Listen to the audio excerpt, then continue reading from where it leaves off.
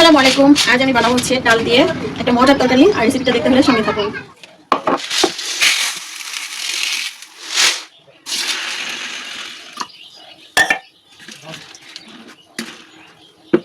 ডালটা প্রায় 3 থেকে 4 ঘন্টার মতো ভিজিয়ে রেখেছিলাম। এরপর খুব ভালোভাবে ধুয়ে নেব। আমি এখানে 2 থেকে 3 বার ধুয়ে নিয়েছি।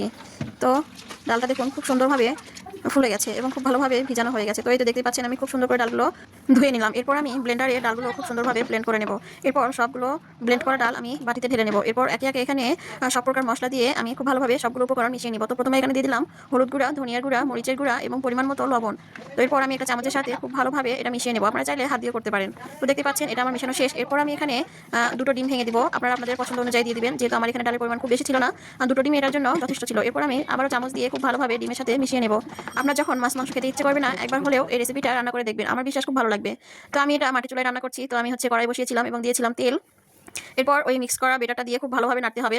নাড়তে নাড়তে একদম একটা শক্ত ডো তৈরি করতে হবে, যেমনটা আমরা রুটি তৈরির সময় একটা শক্ত খামির তৈরি করি ওই টাইপের। তো দেখতেই পাচ্ছেন এখানে আমার ডোটা একদম রেডি। এরপর আমি একটা চিত্রা প্লেট নিয়েছি। আপনারা এখানে স্টিলের প্লেটও ব্যবহার করতে পারেন, আমার বাসায় ছিল না। তো এটা আমি নিয়েছি। এরপর আমি খুব ভালোভাবে তেল দিয়ে একটু মিশিয়ে নিলাম। এরপর একে একে সবগুলো ডো আমি হচ্ছে প্লেটে নিয়ে নিচ্ছি। তো এটা আমার কাছে একটু গরম লাগছিল, তাই আমার মাকে হচ্ছে ট্রান্সফার করে দিয়ে আমি ভিডিওটা করছিলাম। এতক্ষণ কিন্তু আমার মা ভিডিও করছিলেন।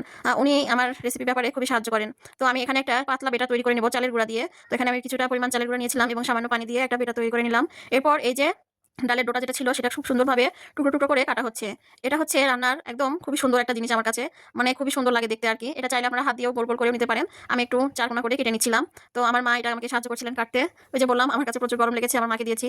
মায়েরা এরকমই তাই না, সন্তানের কষ্ট কোনোভাবেই সহ্য করতে পারে না। তো যাই হোক সবগুলো কাটা হয়ে গেছে। এরপরে যে বেটারটা তৈরি করে রেখেছিলাম আমি, সেটার মধ্যে একটা একটা করে চুবিয়ে আমি তেলের মধ্যে ভেজে নেব। এই জন্য কড়াই দিয়েছিলাম তেল। তেলটা খুব ভালোভাবে গরম হয়ে গেছে। এরপর আমি একে একে সবগুলো টুকরো দিয়ে ভেজে নেব। একদম মুচমুচে করে ভাজতে হবে যাতে পুড়েও না যায়, আবার উপর থেকে দেখতে একদম সব শক্ত মনে হয়। তো দেখতে পাচ্ছেন আমার এই যে ডালের টুকরোগুলো ভাজা হয়ে গেছে, একদম ডিমের মতো লাগছে তাই না। এরপর আমি কয়েকটা আলু টুকরো করে কেটে নিয়েছিলাম, সেটাও ভেজে নিলাম। এরপর একই তেলে আমি সামান্য পেঁয়াজ কুচি দিয়ে দিলাম। এরপর খুব ভালোভাবে পেঁয়াজগুলো ভেজে নিয়ে দিয়ে দিলাম গরম মশলা। আবারও নেড়ে চেড়ে একদম ভেজে নিয়ে এই যে সামান্য একটু ব্যাটার ছিল ওটার মধ্যে আমি লবণ, মরিচের গুঁড়া, জিরার গুঁড়া, হলুদ এবং আদা রসুনের পেস্ট দিয়ে খুব ভালোভাবে একটা পাতলা বেটা তৈরি করে পেঁয়াজের মধ্যে দিয়ে দিলাম। এরপর মশলাটা আমার খুব ভালোভাবে কষাতে হবে। আপনি মশলা যত কষাবেন রেসিপি তত সুন্দর সুস্বাদু হবে খেতে। তো দেখতেই পাচ্ছেন আমি কত সুন্দর করে মশলাটা কষিয়েছি, একদম তেল ছেড়ে দিয়েছে। এই পর্যায়ে আমি আলুগুলো দিয়ে একটু নেড়ে চেড়ে কষিয়ে রান্না করে নেব। এতে করে আমার আলুটাও খুব ভালোভাবে সেদ্ধ হয়ে যাবে। তো আমার আলুটাও কষানো হয়ে গেছে, একদম উপরে তেল ছেড়ে দিয়েছে। আমি এই পর্যায়ে একদম পরিমাণ মতো পানি দিয়ে দিব। আমি এক পানিতেই রান্না করব, তাই আর পরবর্তীতে পানি ব্যবহার করার দরকার নেই। তাই খুব ভালোভাবে পরিমাণ মতো পানি দিয়ে ফুটিয়ে নিয়েছি। এরপর যে ডালের বড়াগুলো বানিয়ে রেখেছিলাম সেগুলো দিয়ে একদম রান্না করে নিতে হবে যতক্ষণ না এটা একদম রসে টইটুম্বুর হয়েছে। তো আমার রান্নাটা কিন্তু প্রায় শেষ, এখন আমি নামিয়ে নেব। তো এই যে দেখতেই পাচ্ছেন আমি রান্নাটা নামিয়ে নিয়েছি এবং সত্যি কথা বলতে এটা খেতে একদম হুবহু গরু মাংস, মুরগির মাংসের মতো লাগছিল। মানে একদম মনে হচ্ছিল উপর থেকে যে আমি মাংস রান্না করেছি। আর খেতেও খুবই সুস্বাদু হয়েছিল।